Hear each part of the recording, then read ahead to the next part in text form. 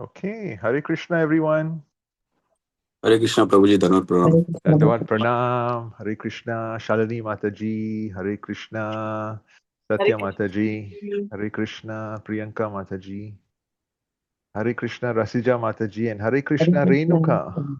Guruji. Okay, all right. Happy Holi, everybody. I understand there's some celebration in Sengkang this morning. Priyanka Mataji, I thought you would be there. Some big celebration, holy celebrations. Happy Holi, Prabhuji. Happy Holi. All right. Okay. So we will start with our class. Any idea who composed the earlier prayers which we heard? Govinda, Damodar, Madhaveti. Anyone? So these are prayers by Bilvamangal Thakur. We have spoken about the pastimes of Bilvamangal Thakur many, many times, right? So the meaning of the bhajan is just so good, so nice, right? Is it okay if I share with you the meaning? Yes, Prabhuji, please. Thank you. Okay, right. So Srila Bilvamangal Thakur, he begins by, remembering the Lord as a baby, and the Lord would always place the toe in his mouth, right? So he goes, the one who keeps his lotus-like feet on his lotus-like mouth with his lotus-like hand. I think of Bala Mukundan who sleeps on the Vatapatra leaf.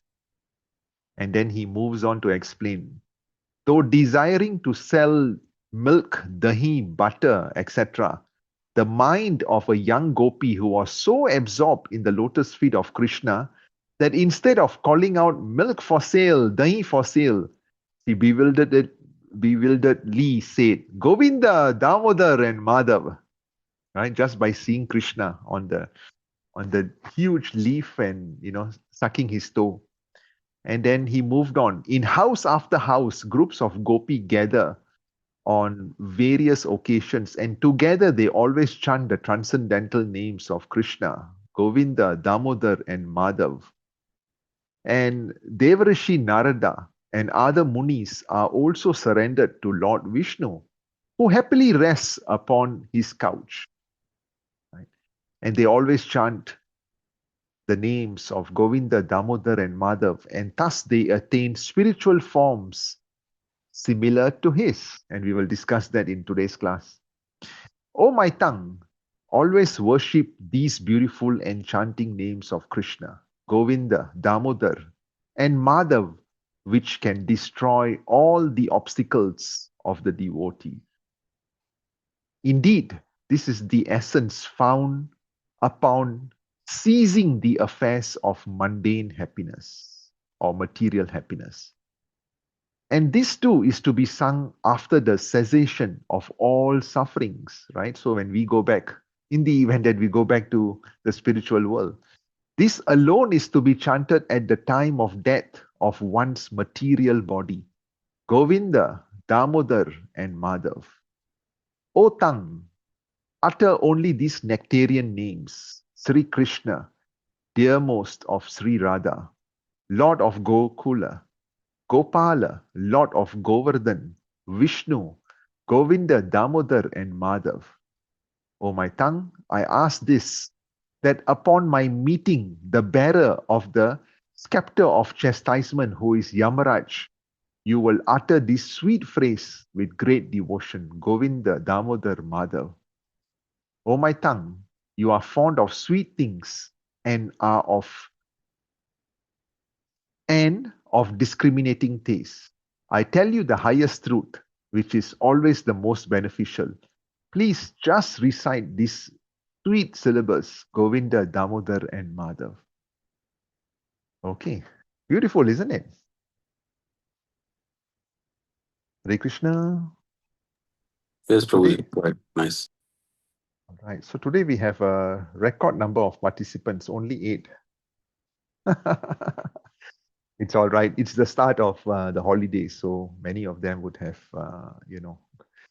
gone to for a holiday. That's all right. we are recording it, so they can always watch it if they prefer to do that.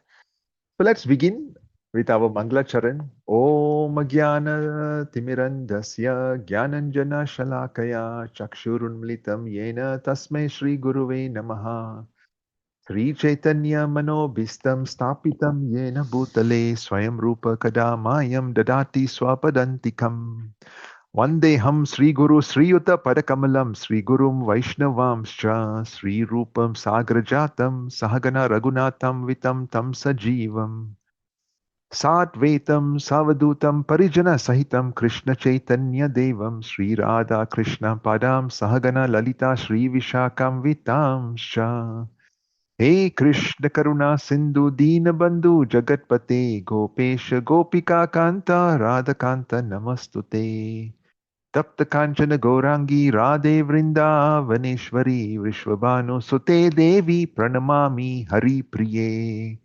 Vanchakalpatarubhyascha kripa sindhubhayeva cha patitanam pavanebhyo vaishnavebhyo namo namaha.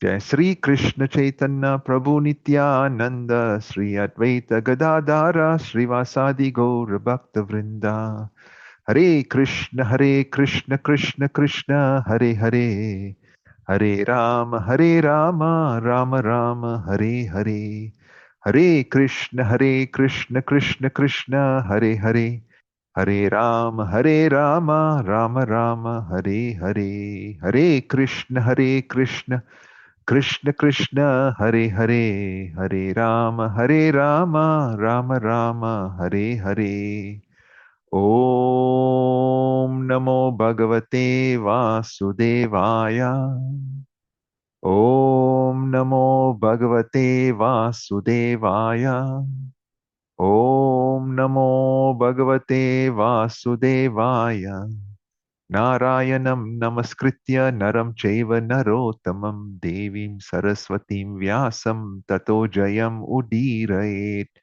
Nashtaprayasta Badreshu Nityam Bhagavata Sevaya Bhagavati Uttama Shloke Bhakti Bhavati Naishtuki Krishnaya Vasudevaya Devaki Nandanaya Cha Nandagopa Kumaraya Govindaya Namo Namaha. Okay, so last week we ventured into chapter 29 of Canto 3. So we are getting very close to the end of Canto number 3, right? And you will recall that Kapila Dev is explaining to his mother the 3 or the 4 types of devotional service, right? And many a times we feel that devotional service is just devotional service, but it can be tainted, all right, by the 3 modes of material nature.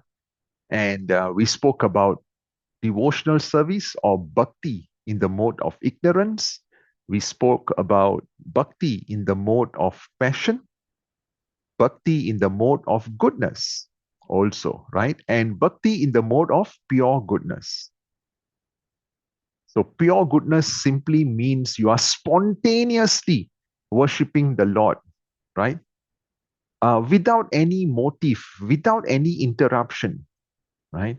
Even in the course of doing your household duties, your job, your career, your dharma, your swadharma, whatever you are doing, you're always able to see the Lord's hand in this. That's the meaning of uninterrupted worship. Being able to see the Lord's hand. When you are in the garden, you see that, Krishna is the one who bestows the entire material nature, right? When you see someone speaking so well in front of you, with a lot of prowess, with a lot of talent, then you remember that, wow, this is actually provided by the Supreme Lord to this person, right?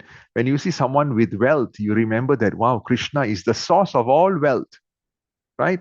When you're going in the MRT, you see a very handsome person or a very beautiful person, you remember that Krishna is the one who is the most beautiful. If this person can be so beautiful, can you imagine how beautiful Krishna would be? Right? So, like this, we are able to remember Krishna all the time. All right. It's not that you have to keep on chanting and chanting 24 hours. All right. It can mean differently. Okay? So, once again, we ended last week's class by looking at devotional service in the mode of ignorance, in the mode of passion, and in the mode of goodness. Right? So as we get closer to this final parts of Srimad Bhagavatam, we will see a deeper description of this. And when we get into Canto number 4, there will be a description of the examples of, right, the devotees who have exhibited devotional service in these 3 modes. Okay, so Sukadev Goswami describes the 4 categories of devotional service, right, to Parikshit Maharaj, and this is exactly what the teachings of Lord Kapila is. And many a times, for newcomers, we may think that devotional service is always transcendental, but that's not the case. Right? Although the propensity of serving Krishna is originally present in the soul. Okay, so our constitutional position is we are part and parcel of the Lord, and our responsibility, our duty is to serve the Lord. Right? So that propensity of serving Krishna is always present in the soul, except that, layers and layers and layers of dirt is around it, and therefore we're not able to live it to the fullest. Right? So as long as we are conditioned in this material world, it may be expressed in impure ways. Okay? So although constitutionally it's there in our heart, this propensity, but because of the material nature, it can be expressed in not the purest form. Okay? So, and a wonderful analogy would be like the light of the sun. That's really pure, right? Light of the sun. But it can also become blue, green, right? Yellow when it passes through a prism, right? Or through colored glasses, right? It's still pure, but when it passes through a colored glass or a prism, that's when you actually see that, oh, actually it is not coming out as pure white light. Okay. So Kapila Dev starts by explaining to his mother what are the symptoms of devotional service in the mode of ignorance. So this is a quick recap of what we did last week. All right. So devotional service executed by a person who is envious, right? Who is proud, who is violent, who is angry, and who is a separatist is considered to be in the mode of darkness or ignorance. So here the word separatist simply means that one who has a different interest from the interests of the Lord, or someone who is acting under material desires, false ego that I am this body, acting under the dictations of the mind. That is the meaning of a separatist. Okay, one who has different interests or desires from that of the Lord. What he wants is different from what the Lord wants. And therefore, this creates lots of contradictions in his service. Okay. Some of his actions may be positive, but some of them may be very, very negative too. Okay. So that's mode of ignorance. Right? Violent, angry, lazy, envious, proud mode of executing devotional service. Right? And then what about devotional service in passion? So the worship of, the Lord by a separatist again, who has a different desire from the Lord, and with a motive of material enjoyment, fame, opulence, right, is in the mode of passion. So, which means that when he is worshiping the Lord, he wants something in return, right? He has a ulterior motive. So, worshiping the Lord is not just the end, but it's also it's the means to receiving his goal, right? So, right, and then sometimes people want to advertise that I've done this, I've done that for the temple, I'm in this position, etc. All right, thinking that yeah, it fans my ego. So, um, Rasija Mataji, what do you think? Is that totally wrong? I think so. I don't know if it's the right thing to say. I think so. Because if at any point, if the mind is completely in sync with the devotional service, right? I think you cannot be at two places. Then when you slip into that zone where you go into your ego is when you would tend to say that, right? Which might happen. That slip is so easy for all of us. But I think you cannot be at the two places at the same time. So, yeah. Okay. If you were given the designation of God, you are quite a tough God. I mean, no, I'm not saying that we cannot be that. No, We are all no. striving, but yeah. Correct. I like it. But I like what you have just eventually, mentioned. the target is that, right? Yeah, to get there. Correct. Satya Mataji, what do you think? Let's make it conversational. Huh? What do you think? Is there anything wrong in someone who is worshipping the Lord for material enjoyment, for fame, for riches, for opulence? What do you think? Is that totally wrong, or it's okay lah?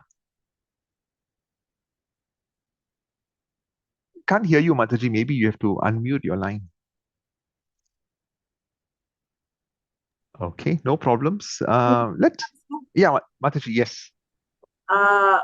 This reminds me the class we have even discussed this in our Bhagavad Gita class. And when we started, you were giving the examples that some people, they will say, we want to clear this exam, we will put this much prasadam, and we always put conditions. And I remember you telling us that it's okay. It's okay, even if someone try to do some type of business with the God, still it's okay, because then, it develops faith in the devotee. So, and for devotion, faith is a key component. So I remember saying this, that it is like baby steps. So it's okay for some of them if they do that way. We should not condemn others for what they believe and do. I'm not saying it's right way to do, but that's what I remember. Learned there. Correct, Mataji. Yes. So, which is essentially, it's a process, right? I can start with, asking the Lord, for an exchange of whatever I'm doing, right? So I may start off by treating the Lord like a transcendental butler. I pay you, so you please help me to do it. But in this whole process, what happens is, because we are going to the Lord, we're not going to anyone else. We're not going to a material entity. We are going to the Father of the entire spiritual world. And Anush Prabhu, can you please mute? So it's okay to start like this, because in the process, you are developing faith. In the process, you are clearing all the dirt from the heart, right? So the Lord is actually not binary.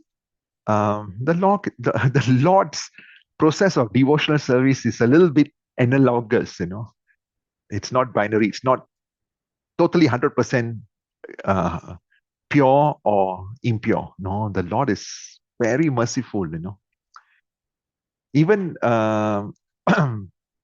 when Kevat, right, the Lord wanted to go across the Ganga to the other side, and Kevat said that, I cannot allow you to go into my boat, because I know that your lotus feet, the dust from your lotus feet actually touched this huge rock, and she transformed into Ahilya, right? And if the dust of your lotus feet were to touch my boat, and my boat also becomes a woman, then, where am I going to be getting my daily livelihood from? Right? And therefore, I need to wash your feet and remove all the dust first.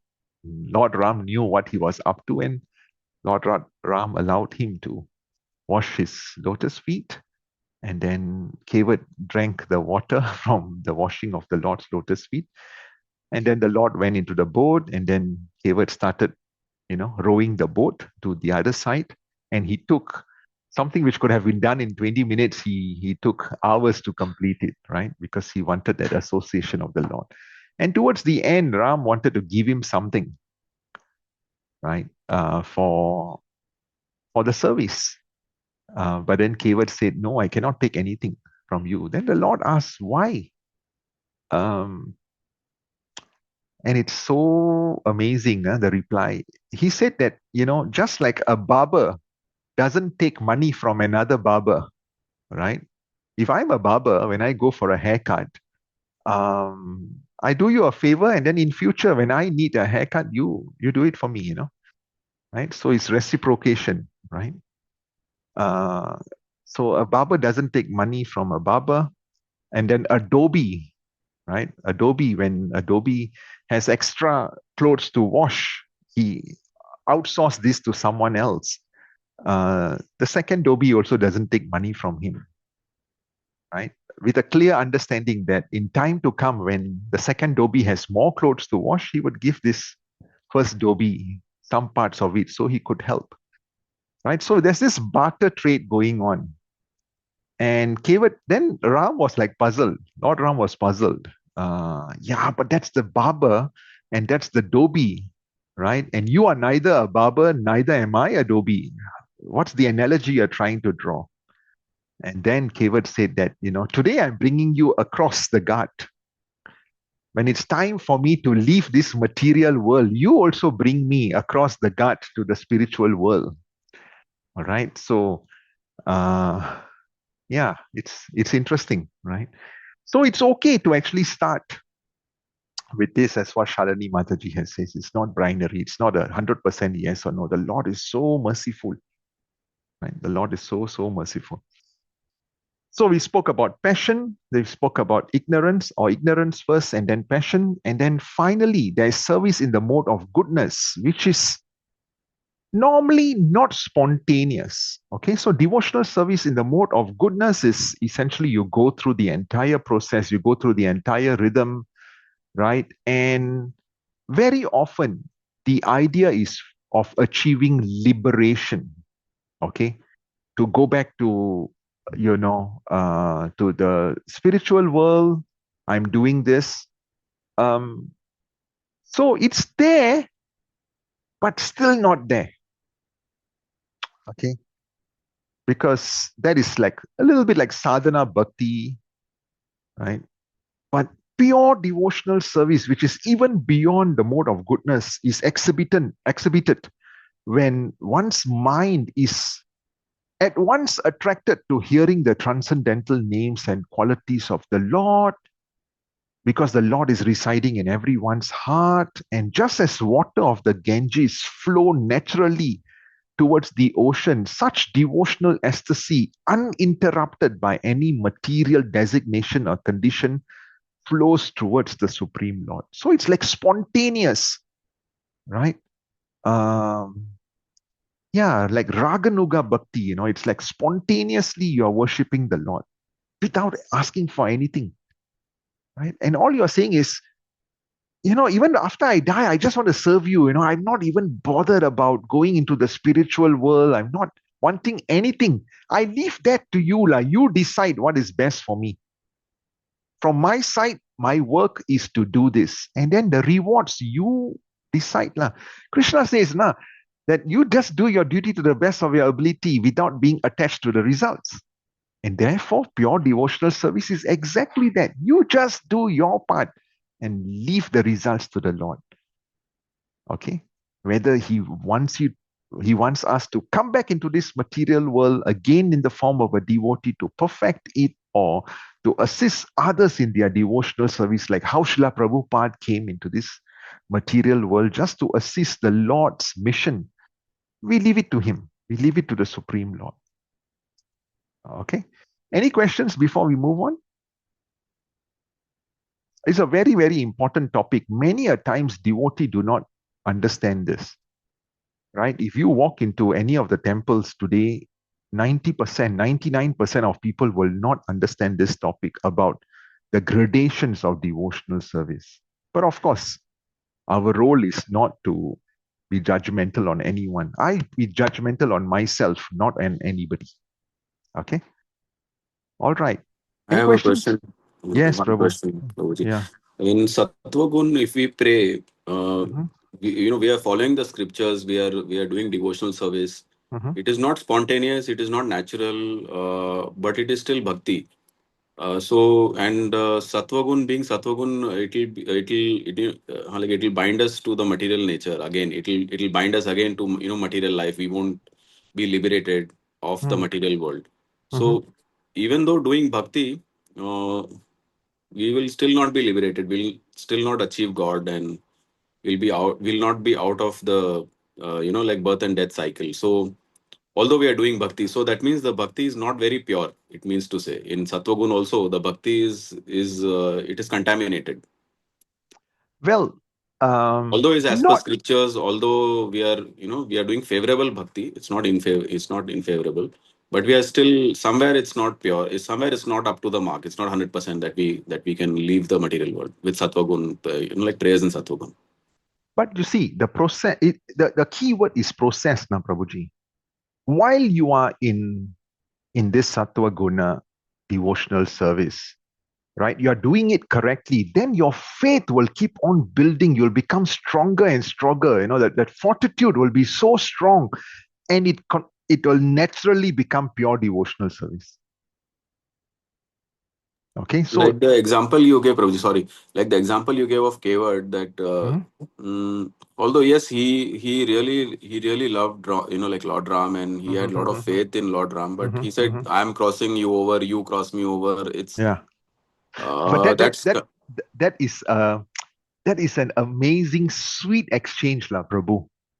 That is he's already in pure devotional service. Certainly, it's pure devotional service. I was it's just trying because to he's in the Leela, exactly, he's already there. Okay, okay, exactly. okay. It's just a sweet exchange, and I just wanted to give an example, but it's a very crude example. That's an amazing, sweet exchange. And devotees, when they hear that part of the Ramayana, they profusely cry. They just profusely cry when they hear that pastime of Krishna, Yeah, even of I, Ram. yeah, Yeah, even I had heard in the Lakshmi Narayan temple, when yeah, Maharaj had come, he had told, so it was very nice. It was very yeah, emotional and very nice. yeah. So that's the sweet exchange between a devotee, a pure devotee, and the Lord. He's trying to trick the Lord that you will not allow me to wash your feet, no? So I have to give an excuse. All right. And then, how can I take something from you when you have given me everything? I cannot just, this is my duty. My constitutional position is to serve you, right? Therefore, I'm rowing the boat for you. And I don't want anything in return. You want to give me a ring, etc. Actually, I don't need any of that. All right. Okay. Okay. If you really want to give me something, at the end of my lifetime, just allow me to remember you to bring me back lah, to whatever service you can, so that I can continue to row your boats in Vaikunta. It's a sweet exchange, right? So I think the very important keyword which Shalini explained is the process of strengthening our devotional service. Okay, and I'm going to be citing a few examples now where you can see how the process actually purifies the devotee further and further until he goes into the spiritual, until it becomes pure devotional service. It's a good question, Prabhu. Yeah. Anybody else? Any questions? We learn a lot from each other when there are questions. Huh? Hare Krishna, when Anuj Prabhu asked that by doing devotional service, like we are not pure, but we are trying and things like that. To my understanding is if we keep on doing it every day, chanting, offering prasadam, and our faith will grow. Even our faith doesn't grow, Krishna gives the mercy. That is when we get either Guru's mercy or Krishna's mercy directly to keep on doing it until we reach to the pure stage and we can go back. So I think Kward he kept on doing his devotion service, and Lord Ram actually came directly and gave him the mercy to go back to Ram Loka or Krishna Loka. So I believe that whatever we do, just keep on doing and wait for the mercy to come by, and we can reach our goal wherever we want to go. Hare Wonderful. Krishna. Yeah, wonderful point, Renuka Mataji. It's a very, very important point that you just do your part, no, and then the mercy will flow because you are opening up the windows for the sunlight to come in, right? The analogy which we always give in our class. If you close up, the sunlight will not be received. But when you open up, when you are doing your responsibility, all right, in devotional service, whether it's pure, impure, it's okay. What's going to happen is you get purified along the way and the mercy will flow, right? So another amazing pastime is from Shabri, right? So she ran away on her wedding night because they wanted to kill a lot of animals, etc., for the feast, and therefore she went to Matanga Rishi's ashram, and she hid in one of the trees because the ashram was all men, and therefore she did not want to, impose on Matanga Rishi, the guru, and the rishis realized that every night, once they have done their havan, etc., the morning, the whole havan kun, all the pots, plates, everything was like, spotlessly clean. And then Matanga Rishi realized that, wow, there's this amazing Mataji who is doing all of this service, right? And so she kept on serving and serving and serving. And one by one, the other disciples, they went back to the spiritual world, etc. And Matanga Rishi told her that you remain here, all right? Because Lord Ram, just like how you are doing your duty, your devotional service every day, right? Without wanting anything in return except the mercy to come by, right? So therefore, I bless you that this mercy is there for you, and one fine day, Lord Ram will come, right? So every day, even before the Guru told her, she would decorate the entire pathway, and then be very selective in ensuring that the right berries are offered to the Lord, which are sweet and not the sour ones. And along the way, she will also test to see whether are these sweet or not, right? So just by doing that devotional service day in, day out, she received so much of mercy until the Lord had no choice but to come and see her. Okay. Thank you, Renuka Mataji. Very, very good point, right? So as we transition later on from Canto number 3 to Canto number 4, what Sukadev Goswami does is he gives practical examples of these different qualities of devotional service and what results they award. Okay. So don't run away after Canto number 3 because we will go into Canto number 4. Okay. This is once again a process. So we are reminded in Canto number 4 of the pastimes of Daksha Maharaj. Okay. Or Daksha Prajapati. So he curses Lord Shiva. All right. And that's an example of devotional service in the mode of ignorance. You are doing the biggest of the yagyas. All right. But you have no respect for Lord Shiva. Okay. So Daksha, he had assumed a very important post in the universe of becoming responsible for populating the universe. Okay. As the leader of all the Prajapatis.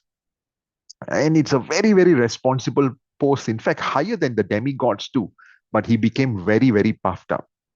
Okay. Because he was affected by the mode of ignorance, he exhibited envy towards his son-in-law, pride, anger, right, towards Lord Shiva, his son-in-law. And he couldn't appreciate Lord Shiva at all. All right. He even disregarded his own daughter, which actually resulted in her death. And therefore, you see, he had done the yajna to the best of his abilities with all the devatas, etc. But still, it was not the purest because he had disregarded or he had insulted a pure devotee in the form of Lord Shiva, okay, and his own daughter, right? Sati. So then what happened was Daksha was punished for those offenses. He was first killed, then he received the head of a goat. And then he had to practice austerities for a long time to finally receive a new body and be able to regain his service. So Daksha then proceeded to offend another pure devotee, which is Narada Muni. All right. So we do not know what actually happened to Daksha after that. Okay. So therefore, similarly, a devotee performing service in the mode of grievance, ignorance, is not rejected by Lord, but he may have to face results due to the offenses and remain in the material world for a longer time. Okay. Coming back to what Anuj Prabhu has mentioned. So that's a wonderful case in point. And then as we progress further into Canto number 4, we are reminded of the pastimes of Dhruva Maharaj, right? The second major pastime in the 4th Canto. And what was the mode of devotional service of Daksha? Mode of? Ignorance. Exactly. Yes. Now the pastime of Dhruva Maharaj, this is mode of passion. Okay. Dhruva Maharaj, we explained last week, right, was seeking the Lord out of the desire for material benefit. He was desiring a kingdom greater than his father, greater than even his grandfather. All right. He wanted to become the king of Bhumandala. All right. And then what happened? He realized that what am I asking for? All right. When I could get the best of the diamonds in the form of Lord Vishnu coming and giving me devotional service. What was I asking for? Right? But then what happened? He had to live for 36,000 years. Okay. In the pole star, in Dhruva Loka. He had to live because he had that desire. And finally, he'll go back to Godhead. Right?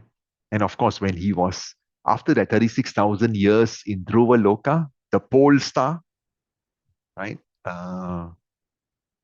When he was asked, okay, now it's time for you to go back to Vaikuntha, right? He said, then what about my mother? Right? It's because of my mother that I'm here today. My mother is the one who gave me an idea of devotional service. She told me, you just worship the Lord and, and you will be born as the son of my my co-wife, right? So, she had assisted me in my devotional service in some way. She's like my guru, right? So then he had to live in 36,000 years in Dhruva Loka and finally he went back to Godhead. So similarly, one may worship Krishna with the desire to achieve some position of prestige, become a religious leader or some other kind of authority, and even directly receive some material benefit. Okay, one may even worship the deity, teach the scriptures, or perform, some types of service, sometimes as a show, with the purpose of attracting adoration of others. It's okay. You know what? You want this, right? Krishna will give you that. Right? If you want to perform service as a show, yes, the Lord will give you the audience for that show. All right. If you are doing this for the purpose of attracting adoration of others, yes, the Lord will give you. However, you achieve the Lord for whatever purpose, the Lord will fulfill that. But going back to Shalini Mataji's point, Krishna doesn't reject the devotee. And in fact, he always achieved the material opulence which he had desired, but he will have to stay in the material world to enjoy it. Only after giving up this propensity may one finally go back to Godhead. So Anush Prabhu, your points were correct, except that in the case of Kevat and Ram, that is a loving exchange. Okay. That's a loving exchange. The sweetness of the pastimes between a devotee and the Lord. Okay. But for the rest of us, etc., remember, Krishna doesn't reject the devotee. And in fact, he always achieved the material opulence which he had desired for. But then, what's the point? He will have to stay in the material world to enjoy it. Not this life, never mind. He'll come back again to enjoy it because as a spirit soul, you had desired this, no? So only after giving up this propensity may one finally go back to Godhead. And then the third example is an example of pure devotional service in the story of King Prithu. All right, so when we go into Canto number 4, Prithu Maharaj, he was the ideal leader. We will learn leadership qualities from King Prithu. All right, what is the meaning of leadership? Today, Harvard Business Review writes a lot about, every year the definition of leadership changes, sort of, right? But let's listen to the authentic source, which is Srimad Bhagavatam, on the qualities of a leader. So Prithu Maharaj is given as the example of the perfect devotee because he perfectly executed his devotional service. Of what? Of managing the universe without any false prestige. I'm just doing this as my duty to the best of my ability because it's a service to Krishna. All right. And he was wrapped in meditation in the forms of the Lord, in the qualities of the Lord, in the pastimes of the Lord. And whatever he did, he perfectly dovetailed it with the desire of the Lord. And what was the result? He was directly empowered by the Lord to execute his service. Right? So when we have that pure desire, just like when we have tainted desire, the Lord will still fulfill that desire. If our desires are pure, the Lord will also not only fulfill those desires, but the Lord will, further strengthen that the execution of those desires. All right. The Lord will further empower the devotee with so much of prowess. Okay. We can see in our own congregation, Devaki Nandan Prabhu, for example. He's so powerful as a preacher. He's so powerful as a leader. He's so powerful as, a householder. He's doing so much for the governing board commission, right? How? Because of pure devotional service. When you do pure devotional service, then the Lord will empower you with all that capabilities which you yourself cannot think you could have done. All right. So in the case of Dhruva Maharaj, the result was that, Prithu Maharaj, he was so empowered by the Lord to execute his service, and then he gained the association and the blessings of pure devotees. In the case of Prithu Maharaj, he had the 4 Kumaras who personally came and blessed him. And therefore, Prithu Maharaj was able to go back home, back to Godhead. Time check. Wow, just going through these examples, we are already like 50 minutes into it. Before we move on, any further questions? Any clarifications, Rasija Mataji? Yeah, I mean, I understand the perspective better now, because where I was coming from was how I should think, like when you asked like how one should think. But I realized that there are different modes and framework within which one can think, right? So while I might want to strive to be in sync with in all purity, I might have other modes, and if in all those modes, the mercy of the Lord is there and guide us. Yeah. Correct. Actually, your answer is also correct when you are directing it to yourself. When one is directing to ourselves, exactly. I like that. When you are directing it to yourself, you can say that it's either this or this. But the Lord is kinder than this. The Yeah. Lord is very kind. He's like telling, and it's okay, on a scale of 1 to 10, it's all right to be at number 2. Slowly you'll Yeah. become number 3, slowly you'll become 4. But then, we can be tougher on ourselves. I agree with your point. Yeah. Wonderful. Thank Thank you. you, Thank you. Prabhuji. Thank you. All right. So there are two very important verses, before we get into, not say before we are already in Bhagavatam, but there are two very important verses which I wanted to share with all of you. If we can memorize this, that will be great, right? So the context of these verses is Chaitanya Mahaprabhu, all right, around 490 plus years to 500 years ago, at the start of the Rath Yatra. All right, so he will gather all the devotees from different part of the world. They'll come over to see the Lord, and they will also come and see Chaitanya Mahaprabhu. And Chaitanya Mahaprabhu will go, from group to group while they were singing kirtan and dancing. He will go and join them and encourage them.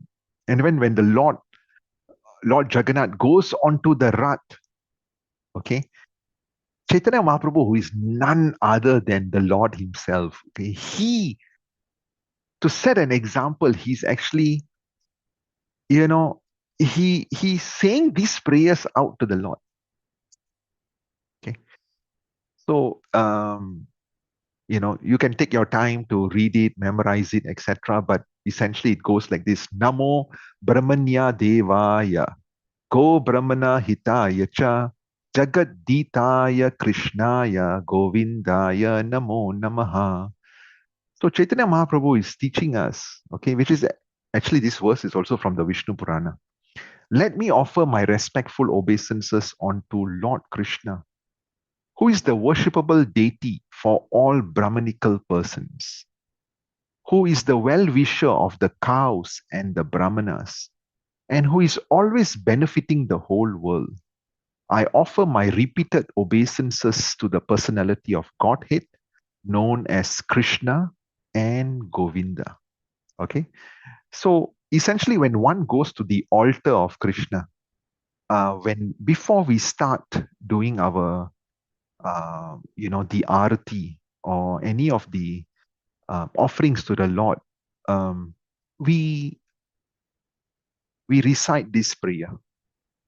Okay, of course, we start with our Guru pranams, etc., to receive the blessings of the Lord and of our spiritual master. Then the spiritual master will then offer on our behalf to the Lord.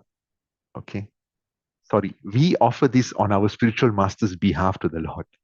All right, so it's like, you cannot offer straight away to Krishna. You offer to the spiritual master, then spiritual master will bring it to the Lord. That's the process we go, because we are das, anudas, anudas. We do not have the adhikar to go directly to Krishna. But if the Lord is so pleased with our spiritual masters and all that, we will automatically also get the blessings to, do that service. Okay, so it's a very, very nice prayer where we are also reminding Krishna of his pastimes, of his leela, right? Namo Brahmanya Devaya Go Brahmana Hitaya Cha Jagaditaya Krishnaya Govindaya Namo Namaha. I now offer my respectful obeisances unto Krishna, who is the worshipful deity of all Brahmanical men who are in the pure goodness, who is well worshipper, the well-wisher of the cows and the Brahmanas, who is always benefiting the whole world. I offer my repeated obeisances to him. And then, then we approach the Lord and tell the Lord that, I've not come in as a householder. I've not come in as a director of a company or, or as a father or any of these upadis or designations which are part of my false ego. No, no, no, no, no, no, no. I'm not coming with any of these upadis, right? I'm just coming as a spirit soul who is so subservient to you, right? And I'm also coming to you as the servant of the servant of the servant of the servant. That's the approach which we should have when we approach the Supreme Personality of Godhead. All right. So the next prayer is also very, very nice. Yeah. It says, Naham, I'm not. Naham Vipro. na chanara patir, right? Napi Vaishyo na Sudro. I'm not a Brahmana, I'm not a Kshatriya, I'm not a Vaishya or a Sudra.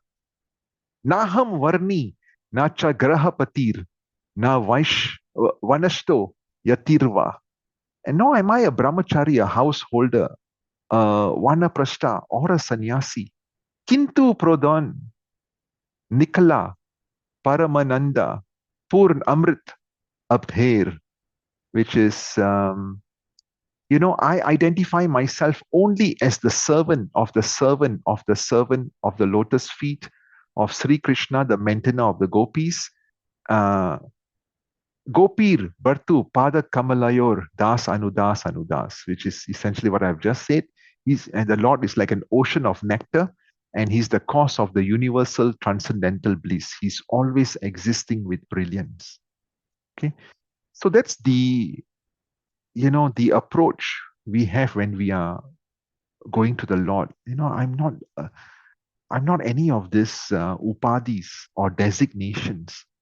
I'm just a spirit soul surrendered to you, wanting to surrender to you. I'm the servant of the servant of the servants. That's the approach which we have. Okay. I'm not my 200 Singapore dollars Punjabi suit going to you, nor am I this freshly ironed dhoti and kurta, all right, or this nice neck beads which I'm wearing, any of the designations which I get in the material world. I'm nothing. I'm just the spirit soul. Any reflections on this? Renuka Mataji, anything you like to say?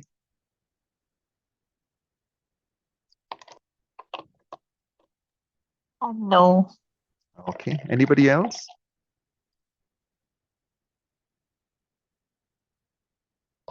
Okay. So I've introduced 2 verses. Try to memorize this, and next time we can recite in our class also. Okay. So now let's move on. So Kapila Muni now is explaining to his mother that I've already explained to you a devotee who is tainted with the mode of ignorance, passion, goodness, and also pure goodness. And now let me tell you a little bit more about the qualities of a pure devotee.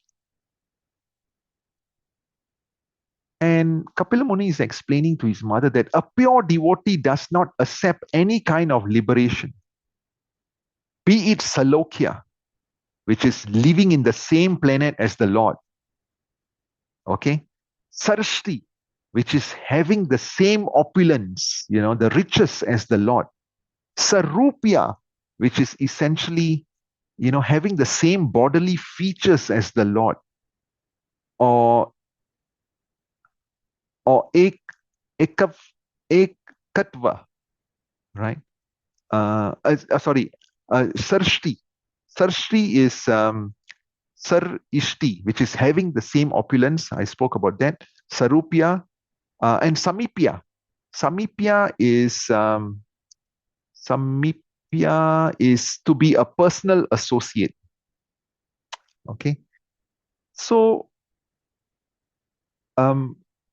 many devotees, right, when they are wanting liberation. So we know there are 4 + 1 goals of life. All right. So can be karma, and then artha, moksha. What's the 4th one, Prabhuji? Dharma. Dharma. So if you start off with dharma, you do dharma, karma, then dharma, moksha, and dharma, artha. You get the riches. But we know that's not sufficient. You need the 5th one, which is pure devotional service, prema to the Lord. Okay. So when someone is in the mode of prema, all right, with the goal of being in prema, which is pure devotional service to the Lord, he's not even asking for this liberation or this moksha, right? So if you go back to these 4 goals, when you do your dharma, right? When you do your duties and when you protect dharma, then dharma will also protect you, right? You will get artha, all right, or riches.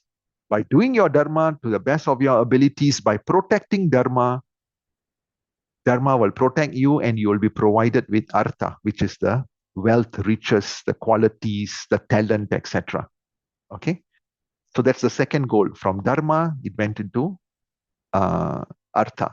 Then with that artha, you use it for, your livelihood, etc. Right? And then finally, when you're like tired of all of this, you want liberation. I don't want all of this anymore. I'm get sick and tired of it. Everything I get, there is a bigger problem to it. Right? Then you go into liberation. So those who are asking for that liberation, what are they asking for essentially? Sometimes they are looking at merging into the Brahman effulgence of the Lord. Sometimes they are looking at living on the same planet of the Lord. All right. Sometimes they are looking at or wanting the same opulence, the riches of the Lord. Sometimes they are asking to be a personal associate of the Lord, or sometimes just the same bodily features. And sometimes ekatvam. Ekatvam is oneness in the Brahman effulgence. But then those who are in that 5th goal, which is prema, the pure devotee, he's not asking for any of these types of liberations. Although the Lord can give them, but they're not asking for all of this. Okay? So Chaitanya Mahaprabhu is teaching us how to execute pure devotional service out of spontaneous love for the Lord. Right? In the Shishastakam, the Lord says, Na danam, na janam, na sundarim, kavitam va jagadisha kamaye, mama janmani janmaneshwarye, bhavatad bhaktir ahaitu ki toi.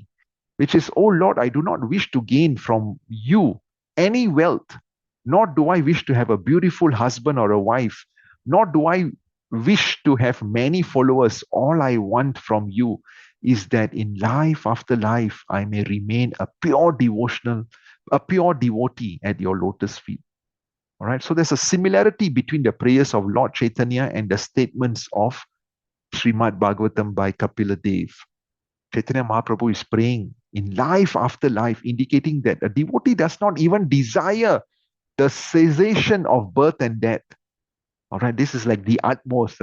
The devotee and the empiric philosophers, they desire, the yogis and the empiric philosophers, they desire cessation of the process of birth and death. But for a devotee, he's just satisfied even to remain in the material world and execute devotional service again and again and again. It's okay if Krishna wants me to come back again, like how Prabhupada has to come again to, spread the message of Krishna. As long as I can remain a devotee to serve the Lord, I'm happy.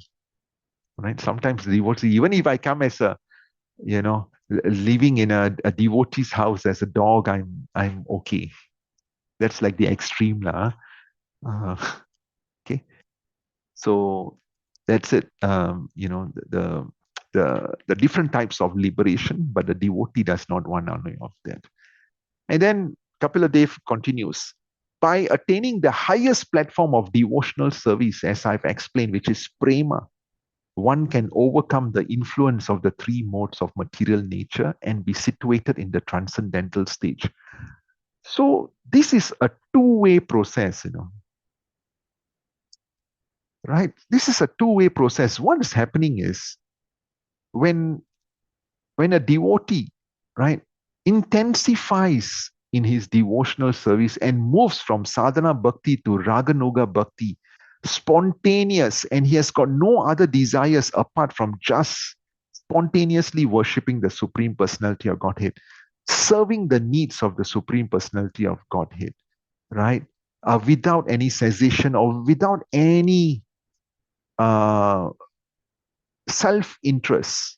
Once the devotee has reached that stage, then the 3 modes of material nature will actually come and bow down to him. All right, the 3 modes of material nature will actually come and bow down to him. Because along the way, the temptations of the 3 modes have also been somehow wiped off by the devotee. So it's a two-way process. During the devotional service itself, it becomes purer and purer and purer because the devotee is very intentional in not wanting to be executing it in the mode of passion or executing it in the mode of ignorance or even executing it in the mode of goodness, right? So becoming very intentional, and he becomes so pure that even the three modes, the three Devis will come and pay obeisances to him. Right? So it's a two-way process. Right? You respect the three modes, and then the three modes will start respecting you. And then Goddess Durga, under which the whole material plane, under whose jurisdiction the entire material plane, she would have tested this devotee and realized that this devotee is so good, he will or she will not go to the spiritual world and disturb my Krishna anymore. All right, and therefore he has got the necessary qualifications to go back home, back to Godhead. Okay, any question on this two-way process? Anything you'd like to add, Anuj Prabhu? I also heard, Prabhuji, that as you said that the three modes of nature will bow down to the devotee. All these kinds of liberation also will be standing, Yes. with their with their hands folded in front of a devotee. Correct. Yeah. They have Actually, tried to tempt you. I heard it from the Guru Maharaj lectures, Prabhuji. Thank you. Yeah, wonderful. The three modes, they will also, wait for you, and then all the Sailukya Shaktis, they will all be waiting for you also, with hand folded. We try to tempt you, but no, you are beyond this. Anyway, it's not easy, lah. So then Krishnadas Kaviraj, who is the author of the Chaitanya Charitamrita, he says that all good qualities, right, in the process, they become manifest in the body of a Vaishnava or a Vaishnavi, right? And that only by the presence of these good qualities can one distinguish a Vaishnava from a non-Vaishnava. But then, it's important for us to remember that this is not a criteria set for us to distinguish others. It's for my own internal self-check. Right? We don't go around, okay, Anuj Prabhu, I think on a scale of 1 to 10, for all of this 26, you are 5. Padma Lochan, you are -1 for all of this 26. No, it doesn't work that way. It's on myself. I do a self-check. All right. So I think we did something similar to this from the Bhagavad Gita. We looked at, what are the qualities of a devotee? This self-assessment kind of thing. So number one is very kind to everyone. Ask ourselves, how kind are we to everybody? When a beggar asks me for something in Vrindavan, I try to run away from them. Because the moment I know I give to one, I will be swarmed by another 50. So is that showing kindness? I don't know. He does not make anyone his enemy. Yeah. Right? He's truthful. He's equal to everyone. At the same time, one who is, one who may not be as good as him, he tries to uplift him. One who is equal to him, he tries to help that person, all right? And then one who is greater than him, he pays respect to that person. And because he's kind to everyone, he doesn't make envy to anyone, people cannot find fault in him also. He's magnanimous, right? He's always speaking. He's magnanimous. People, see the magnanimity in him. He's very mild, always very, very clean in mode of sattva. He's without possessions. This is where it gets a little bit dicey and needs a little bit of explanation. Without possession doesn't mean he doesn't have anything. He has whatever is required, but he's not attached to it. Okay? So, like what Queen Kunti says, he's materially exhausted. He has everything. He uses it in Krishna's service, but he's not attached to it. He's materially exhausted. He works for everyone's benefit. He's very, very peaceful. He's always surrendered to Krishna. He has no material desires apart from the desire to serve the Lord. He's very meek. Meek meaning he's quiet, gentle. All right. He's very, very steady in his devotional service. He's able to control his senses. Okay, senses in Sanskrit is go, just like, the cow is also go. So Goswami means a Swami, or one who is able to control his senses. That's a Goswami. He does not eat more than required, right? I have a big problem with that. He's not influenced by Maya or the Lord's illusory energy. Okay? She's so strong, man, I tell you. She's just so strong. That's her responsibility.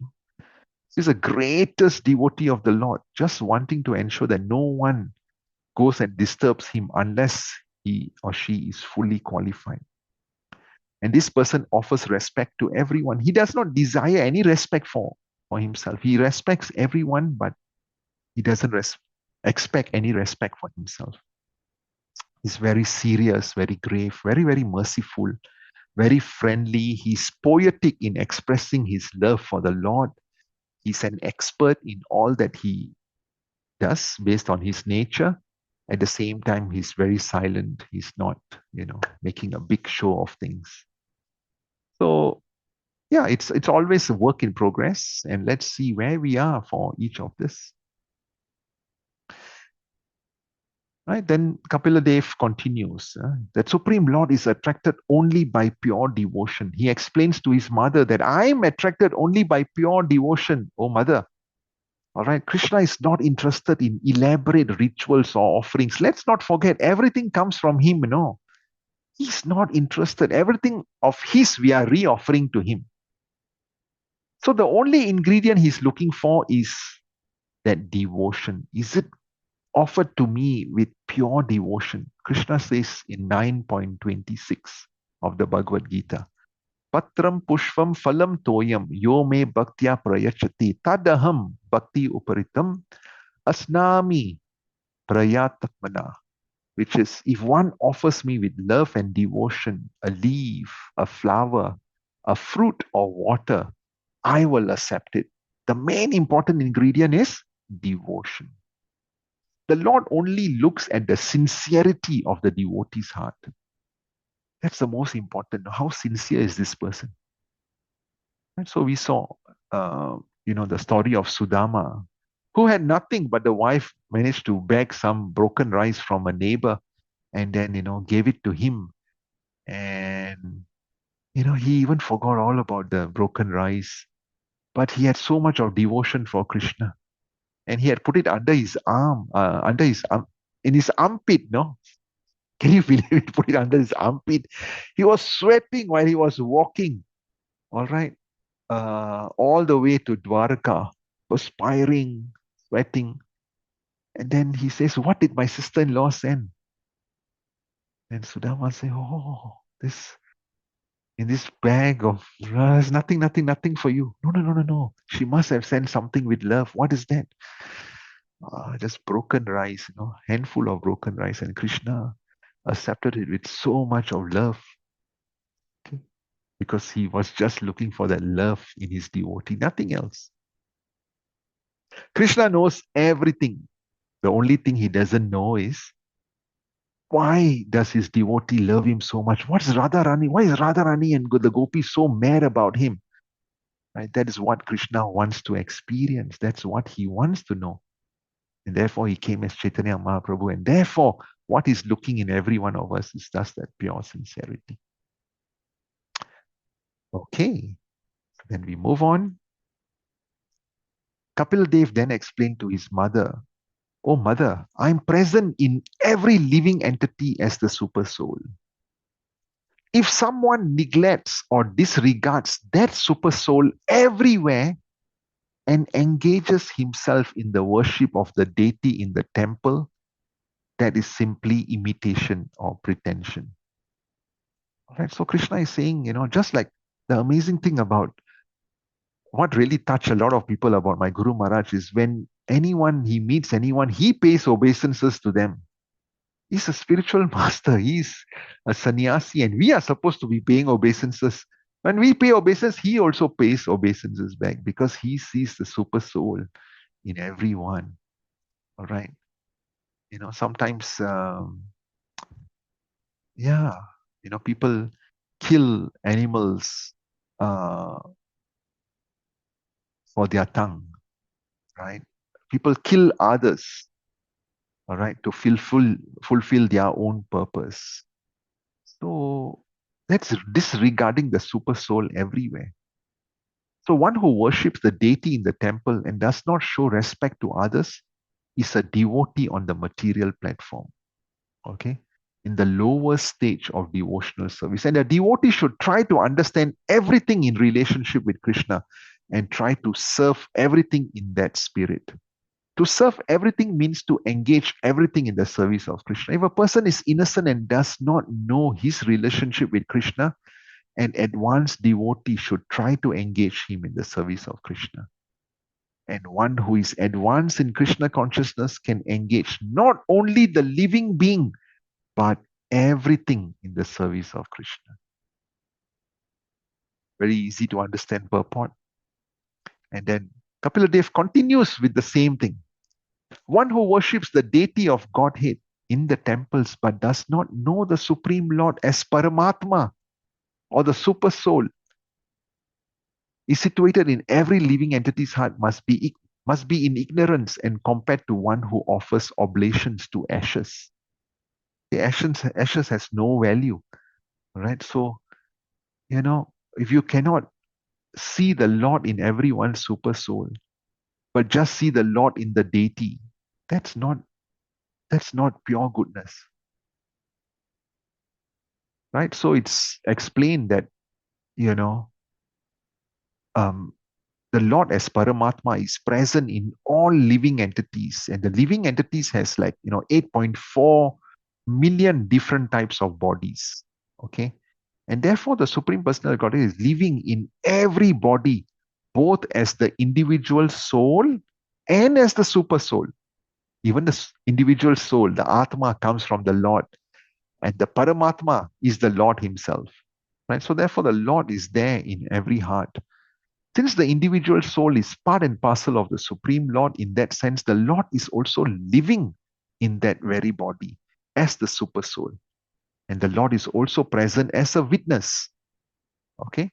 So in both cases, the presence of God in every living entity is essential. Therefore, persons who profess to belong to some religious sect but do not feel the presence of the Supreme Personality of God in every living entity and everywhere else, they are in the mode of goodness. Okay. Right. So some people, they don't see that, and therefore they may slaughter an animal, etc., in the name of religion. That is devotion in the mode of goodness. In other words, a devotee should not ignore any living entity. A devotee must know that in every living entity, however insignificant he may be, even in an ant, God is present, and therefore every living entity should be kindly treated and should not be subjected to any violence. Okay, 4 more minutes. And then the Lord says, one who offers me respect, but who is envious of the bodies of others and is therefore a separatist, he never attains peace of mind because of his inimical behavior towards other living entities. So this is a solid, recipe for us to have peace of mind. All right, which is offer respect to others and don't be envious of others.